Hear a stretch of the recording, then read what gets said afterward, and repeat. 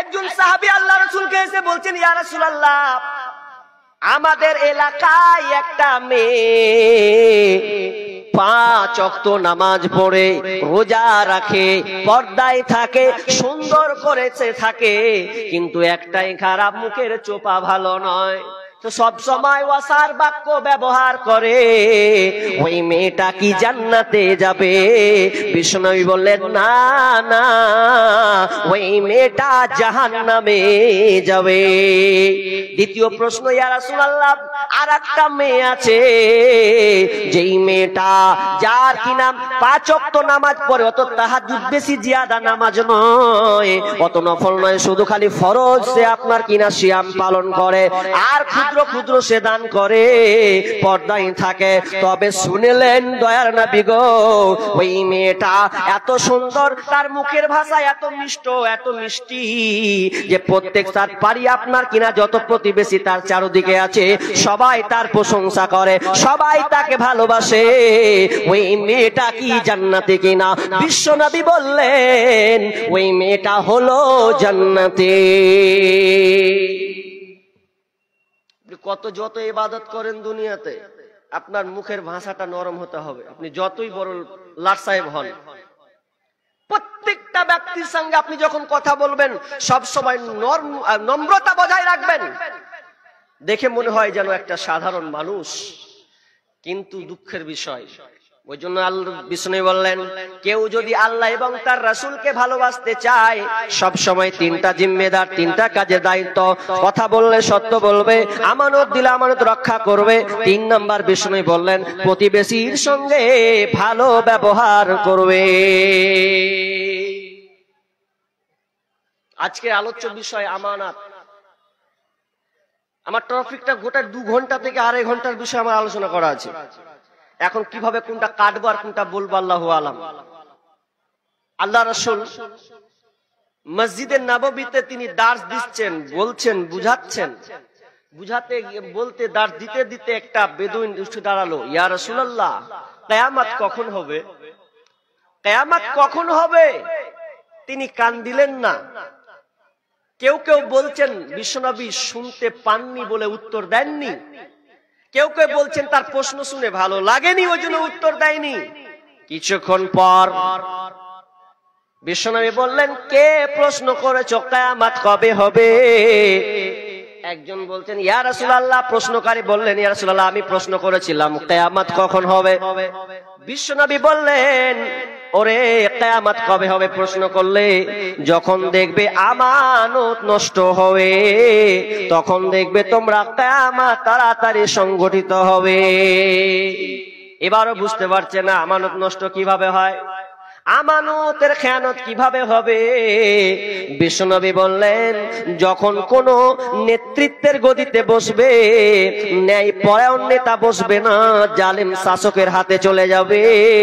যখন যে দেশ চালাবে সে আপনার ন্যায় পরায়ণ হবে না, জালেম বেঈমান তার হাতে নেতৃত্ব দেওয়া হবে। তখন তোমরা জেনে নাও কিয়ামত সন্নিকটে। এবার একটু বিবেচনা করেন তো, নেতৃত্ব কারা আছে? হ্যাঁ, এবার তো সঠিক জায়গায় এসেছি। নেতৃত্বের গদিতে কে আছে? আপনাদের মেম্বার কে? নামাজওয়ালা? ওরে সুবহানাল্লাহ, ওর চরিত্র বলছে, আবার রাত্রে 1 বোতল না টানলে বেলে ওর ঘুম হয় না, ওকে আপনি মেম্বার করেছেন। আবার কে প্রধান? এত ঘুষখোর, সুদখোর, ওকে আপনি প্রধান করেছেন। তা আপনি কিভাবে আপনার সমাজকে আপনি পাবেন সঠিকভাবে? একটা কথা বলি আপনাকে, মিডিলে হাদিস, তিরমিজি হাদিস আপনাকে প্রয়োগ করছি। কি বলছি? যারা নেতৃত্ব নিয়েছেন, যারা মনে করছেন যে আমি নেতৃত্বে খুব পাওয়ারফুল হয়ে গেছি, তারা ভালো করে কান লাগান। বিষ্ণু বলছেন, এটা নেতৃত্ব নয়, এটা তোমার জন্য বোঝা, এটা তোমার জন্য বোঝা। তুমি মনে করছো আমি প্রধান হলাম, মেম্বার হলাম, এমএলএ হলাম, এমপি হলাম, এক কথাই বিহারি বলে মুখিয়া হলাম। ভালো কথা। আমাদের সমাজে আবার আছে সর্দার নিয়ে ভাগাভাগি হয় কি হয় না? আমাদের মুর্শিদাবাদে ওকে 5 জনের নাম উঠলো, তো একটা নির্বাচন হলো যে এ সর্দার হবে, এই 3 নম্বর গাল চুলকে যাবে, শালা আমার নামটা হলো না, তো থাকবো না তোর দলে। আমরা 10টা নিয়ে আমি আলাদা হয়ে গেলাম, ও 10টা নিয়ে ভাগ হয়ে গেল। ও জানলো না যে আমি 10 জনের যে আমি জিম্মেদারি নিলাম, এর হিসাব আমাকে আল্লাহকে দিতে হবে। এটা তার মাথায় কাজ করে না। একটা মুরব্বী, মালদা ডিস্ট্রিক্টের কথা বলছি, একটা মুরব্বী বয়স হয়ে গেছে প্রায়, তার একদম শুতে আছে, উঠার মতন তার ব্যবস্থা না, লাঠি ধরে কোন রকম করে হাঁটে। ওকে কিছু গ্রামের লোক এসে বলছে, চাচা এক কাজ করেন, সর্দার তো 5 বছর চালালেন, যদিন চালালেন 20 বছর ধরে চালালেন, হিসাবের তো কোনো ঠিক নাই, তা আপনি এই নেতৃত্ব ছাড়েন, এই সর্দারগিরি ছাড়ে। তো আমি বলছে বাহ, কি আর বলবেন, উত্তরটা দেখেন ওর কত খারাপ। ওকে ছেড়ে দেওয়া উচিত ছিল, একটা শত সুযোগ দিলে একটা। তো উত্তর দিয়ে বলছে, তোরা আমাকে আরো কিছুদিন রাখ, আমি তো বেঁচে আছি, শুয়ে শুয়ে চালাবো রে, তোরা থাক। ও শুয়ে শুয়ে সর্দারগিরি চালাবে, ও কত মজা পেয়েছে, ও এখন ছাড়তে এখনো চাই না, এখনি বেঁচে আছি, মরিনি, এখনি চালাবো। এখন খুঁজলেন এই সর্দারের কাছে আপনি হিসাব নিতে যান, হিসাব ঠিক মতন দেয় না। মসজিদের অনেক দায়িত্ব দেখেছি চোখের সামনে। আপনাদের এলাকা ভালো, আল্লাহ ভালো রাখুক, আমাদের এই গ্রামের কথা বলছি, রেখেছে 5 বছর 10 বছর চালালো, ক্যাশিয়ার হলো আর আপনার কিনা সভাপতি হলো। যদি ওদেরকে ডেকে আনা হচ্ছে, আপনি একটু ইনসাফ করে দেন, কত কি হয়েছে, বলছে খাতা নেই। খাতা নাই তো বিচারের মাঠে বুঝিয়ে দিস, কি হালাত হবে। আমানত বুঝো না এতদিন থেকে তুমি।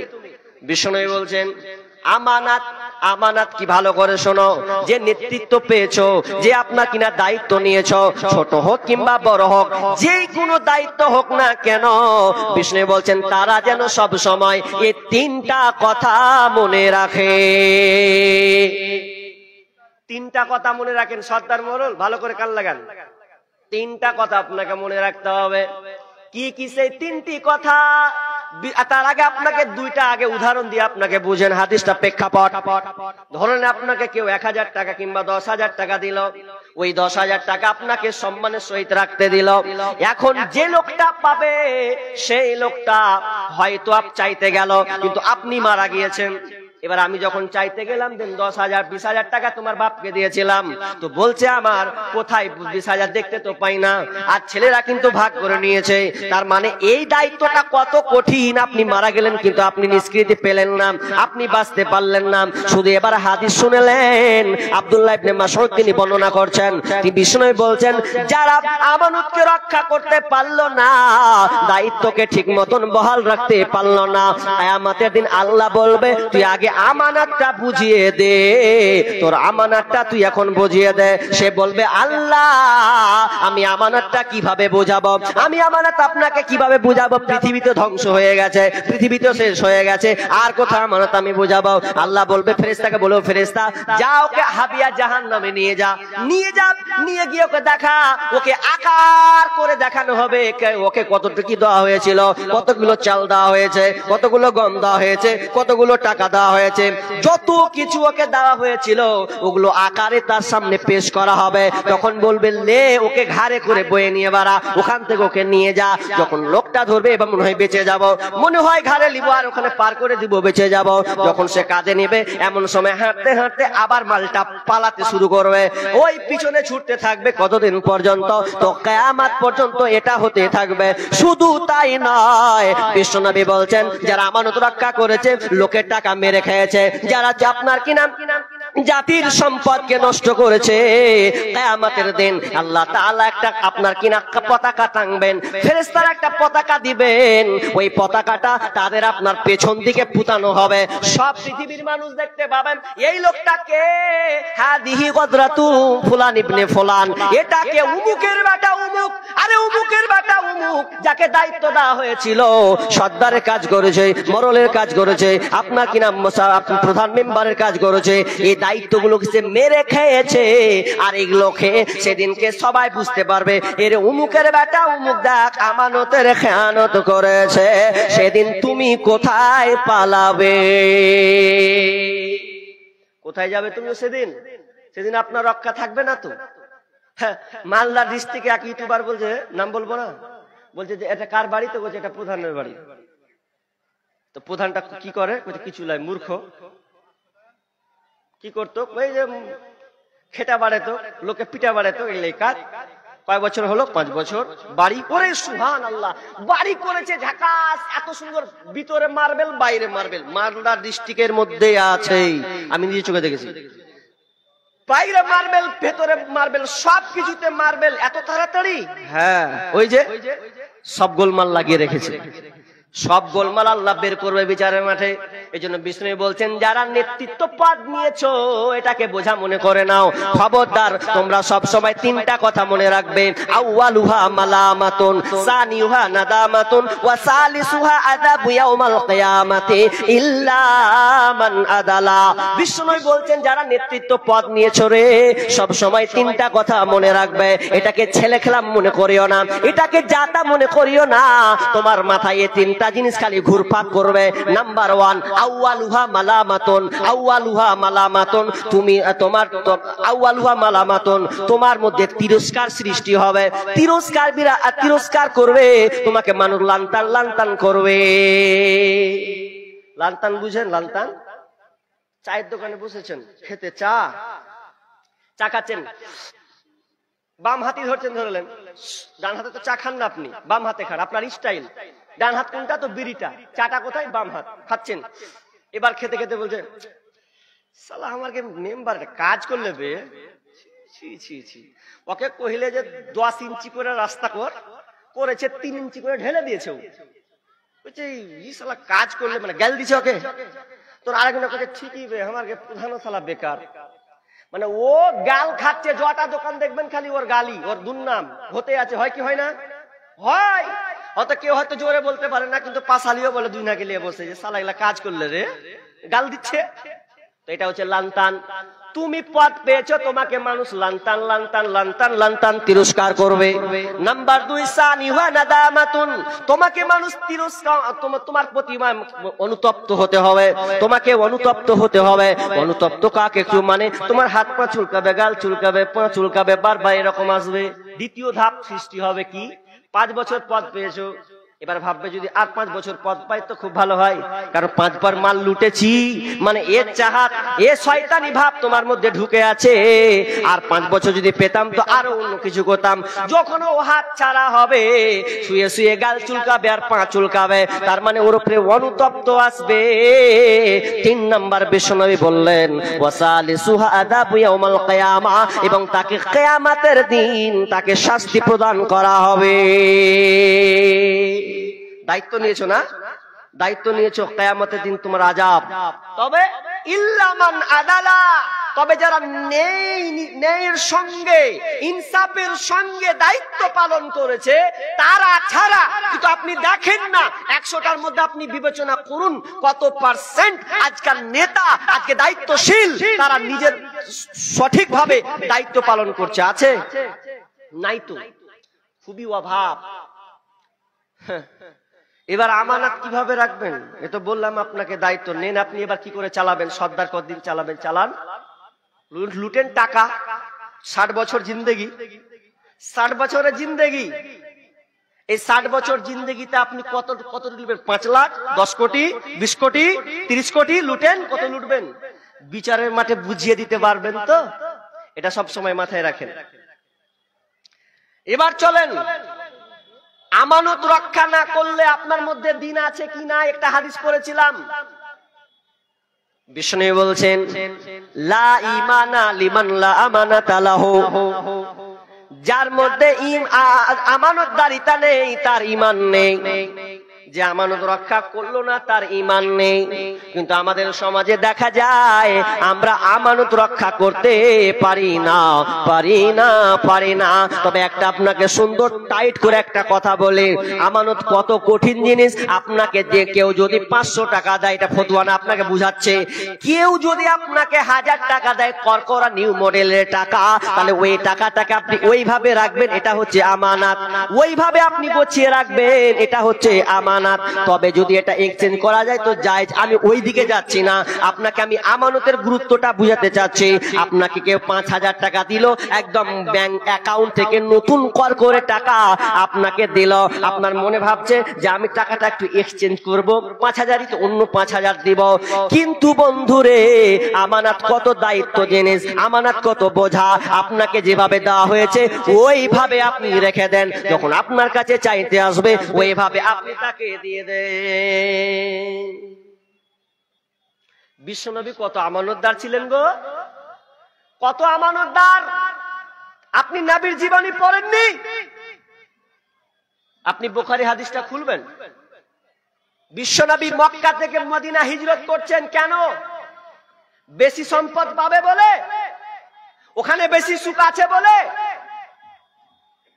কাফের মুশরিকরা বিশ্বনবীকে অপমান করছেন, লাঞ্ছিত করছেন, কেন? ইসলাম প্রচার করছে বলে তার সম্মান হানি করছেন। কারা? তো কাফের মুশরিকরা। তারা বলছেন নবীকে রাখবো না, কেটে দেব। এরপরও বিশ্বনবী দেখেন তার আমানত, দেখেন কারো আমানত তিনি নষ্ট করেননি।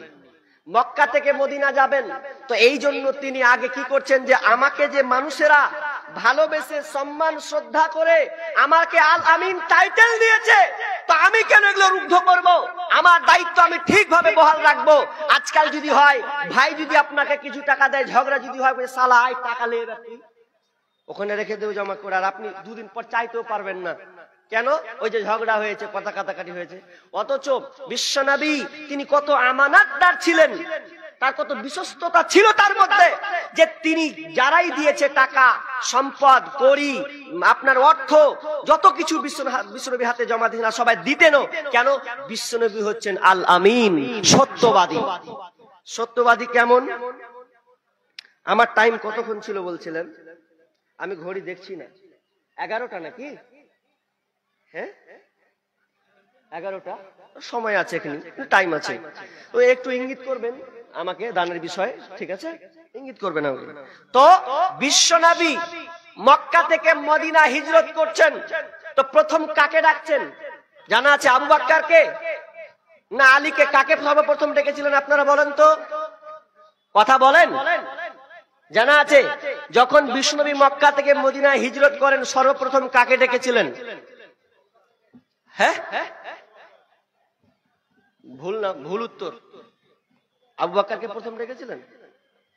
সর্বপ্রথম যিনি তাকে ডেকেছিলেন তিনি হচ্ছেন হযরত আলী রাদিয়াল্লাহু তাআলা আনহু।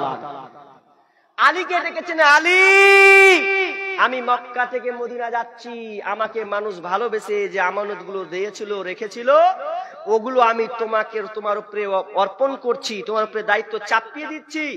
এগুলো সকাল হবে তো তুমি এগুলো যার যার আমানত, যার যার মাল, এগুলো তুমি দিয়ে দেবে। সর্বপ্রথম আলীকে ডাকলেন।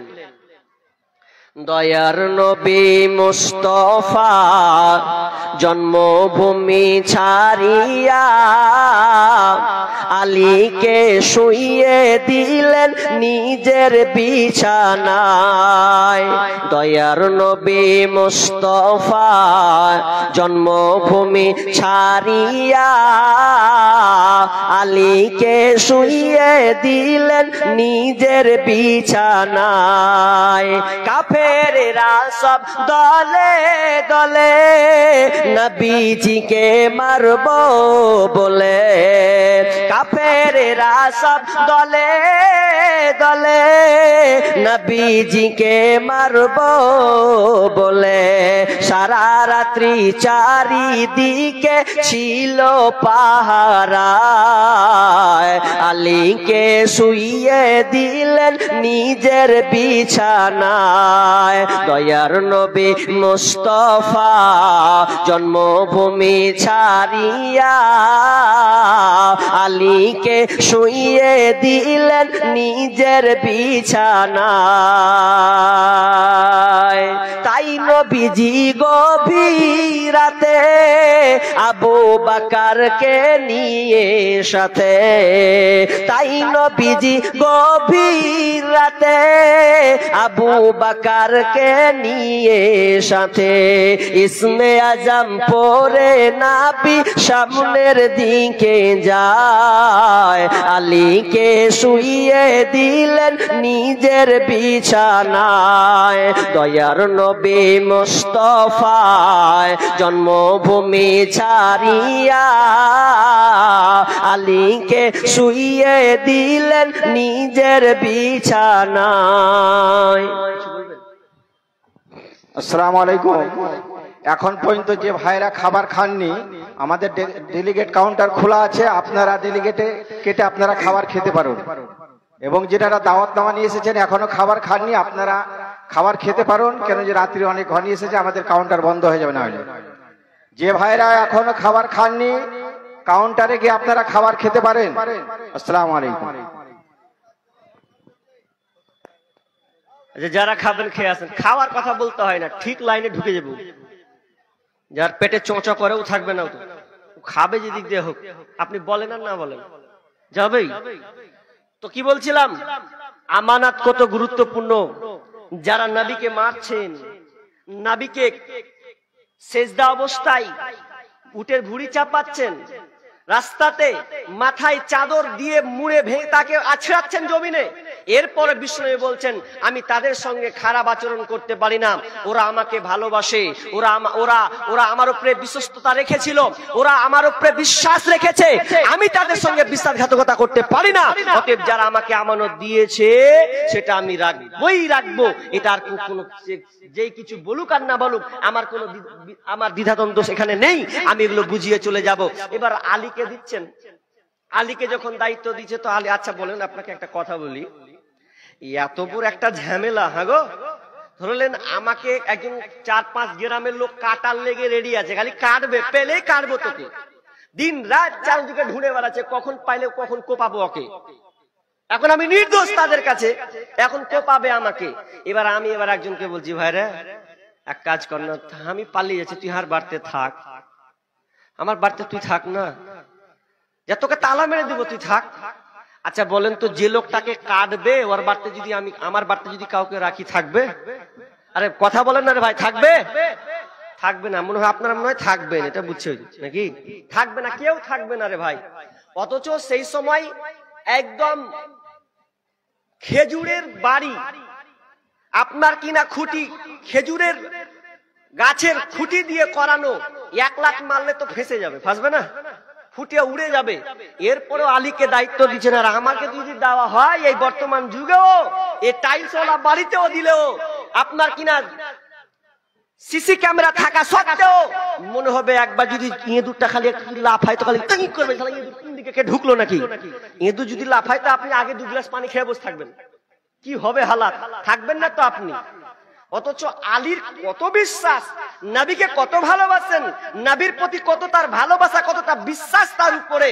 যখন বিশ্বনবী বললেন, আলী রে আমি মক্কা থেকে মদিনায় চললাম, তবে শোনো আলী, যেমন সকাল হবে তুমি যতগুলো আমানত তোমাকে আমি অর্পণ করলাম, এগুলো সব সকালে যার যার জিনিস তুমি দিয়ে দেবে, যত তুমি এগুলো তুমি ঠিকভাবে তুমি দিয়ে দেবে। যখনই বিশ্বনবী এই কথা বললেন, তখন আলীর একটা আপনার কনফার্ম হয়ে গেলেন, বিশ্বনবী যেহেতু বলেছে সকালে আমি বিলি বন্টন করব রে, তাহলে আমি এর উপরে বিশ্বাস থেকে গেলাম, যতক্ষণ পর্যন্ত আমি এই মাল বন্টন না করব ততক্ষণ পর্যন্ত এই কাফের মুশরিকরা আমার কিছুই করতে পারবে না। কারণ মুশরিকরা পর্যন্ত, কাফেররা পর্যন্ত জানতো বিষ্ণুনবী যেটা মুখ দিয়ে ব্যবহার করবে সেটা কিন্তু কোনোদিন মিথ্যা হতে পারে না, কারেক্ট সত্য। কি করে শুনুন, আপনাকে একটা হাদিস বলে, আপনার কিনা ওয়ালিদ ইবনে মুগিরা ওয়ালিদ ইবনে মুগিরা একজন কোটিপতি পাইদ, আপনার টাকাওয়ালা আছে, আপনার কিনা মক্কা নগরীর একজন নেতা ওয়ালিদ বিন মুগিরা। সেই ওয়ালিদ বিন মুগিরাকে বিশ্বনবীকে আপনার খিস্তি করত, গালি দিত, নোংরা নোংরা আপনার কথা বলতো, এমন কথা বলতো বিশ্বনবী তৎক্ষণাৎ বললে যে আমাকে গালি দেয়, যে আপনার কিনা ওয়ালিদ বিন মুগিরা আমাকে যে গালি দিল তার মানে ওর জন্মের সমস্যা আছে। কাফেররা বিশ্বনবীকে কতটা বিশ্বাস করছেন আপনাকে বুঝাচ্ছি। বলছে ওয়ালিদ বিন মুগিরা বলছে কি যে বিশ্বনবীর ব্যাপারে গালমন্দ গালাগালি, তো বিশ্বনবী শুনলেন, দুঃখ পেলেন, যে বললেন ওর জন্মের সমস্যা আছে, ওর জন্মের সমস্যা আছে। এবার কিছু লোক বলছে ওয়ালিদ বিন মুগিরা তুমি জানো কি বিশ্বনবী মুখ দিয়ে একটা বাক্য বের করেছেন, তোমাকে ডাইরেক্ট বলেছে তুমি নাকি জারদ সন্তান, তুমি বাপ ছাড়া তোমার ঠিকানা ঠিক নাই, তার মানে তুমি জারদ সন্তান, তোমার জন্মের সমস্যা আছে। আরে কে বলেছে? তো বিশ্বনবী বলেছে, মুখ দিয়ে তোমাকে এই কথাই বলেছে। ওয়ালিদ বিন মুগিরার মাথা খারাপ। আহারে বিশ্বনবী বললেন যে আমার জন্মের সমস্যা আছে, তো বিশ্বনবী তো এই কথা হেন তেন না, তিনি তো সঠিক রাইট কথা বলেন। তাহলে সত্যি কি আমি জারদ সন্তান? এই জন্য তার মনটা খারাপ, এর জন্য আর মুখে হাসি নাই, 2-3 দিন থেকে বাড়ি থেকে বের হতে পারছে না, কারণ প্রচার হয়ে গেছে ওয়ালিদ বিন মুগিরা হচ্ছে জারদ সন্তান, এমন ভাবে প্রচার প্রসার হলো, এমন সময় মন খারাপ। তো এবার ওয়ালিদ বিন মুগিরা বলছেন কে বলতে পারবে? তো আমার মাই জানে। মা তাহলে বলতে পারবে, আমাকে মায়ের কাছে যেতে হবে, আমি নাকি জারদ সন্তান এটা মা আমাকে বলবে। এবার মায়ের কাছে গিয়ে যাচ্ছে, এমন সময় মা বলছে বেটা রে তোর মনটা কেন খারাপ, তুই চিন্তিত মন কেন, তুই যেন দিনে দিন শুকিয়ে যাচ্ছিস, যেন ঠিক মতন খাবার খাচ্ছিস না, কি হয়েছে বল? বলছে মা বিশ্বনবী আমাকে একটা কড়া কথা বলে দিয়েছে। কি বলেছে রে বেটা? বিশ্বনবী বলছেন আমি নাকি জারদ সন্তান, আমার নাকি বাপ নাই, বিনা বাপে আমার জন্ম হয়েছে, এটা আমি মানতে পারি না। ও গো মা, বিশ্বনবী যে কথাটা বলেছেন এটা কি সত্য কিনা তুমি বলো। মা যেমনই শোনা সন্তানের মুখে এরকম কথা যেমনি শুনেছে, মায়ের মনটা খারাপ হয়ে গেল। মাও আপনার কিনা মাথাকে নিচু করে নিল, বলছে মা নিচু করলে চলবে না, আগে বলো আমি জারদ সন্তান কিনা, আমাকে ভালো লাগে না, আগে তুমি উত্তরটা দাও। এবার এই বলতে বলতে বলতে মা বলে ফেললেন বেটা রে নাবি যেটা বলেছে ওটাই ঠিকই, তুই জারদ সন্তান, তুই বাপ ছাড়া তোর জন্ম হয়েছে। শুনেলে তোর কিভাবে জন্ম হলো, শুনেলে তোর বাপ, তোর জন্মের আগে তোর বাপ মারা গিয়েছে, কিন্তু দেখলে আমি যেদিন বাড়িতে ছিলাম বিশাল ঝড় বৃষ্টি হচ্ছে, এমন সময় ঝড় বৃষ্টি হতে হতে হতে তোর চাচা ঘরে ঢুকলো, ঘরে ঢুকলো তো ঢুকলো, হুড়কা লাগালো, দরজা লাগালো, সারা রাত লম্বা ঝড় বৃষ্টি, আমরা এক জায়গায় নির্জনে হয়ে গেলাম, কুকর্মে লিপ্ত হয়ে গেলাম। আমরা কুকর্ম যেমন হলাম, এর বিনিময়ে আমি প্রেগনেন্ট হয়ে গেলাম, হলাম তো হলাম, তোর জন্ম হয়েছে, তুই হচ্ছি খান আপনার কিনা ওয়ালিদ বিন মুগিরা।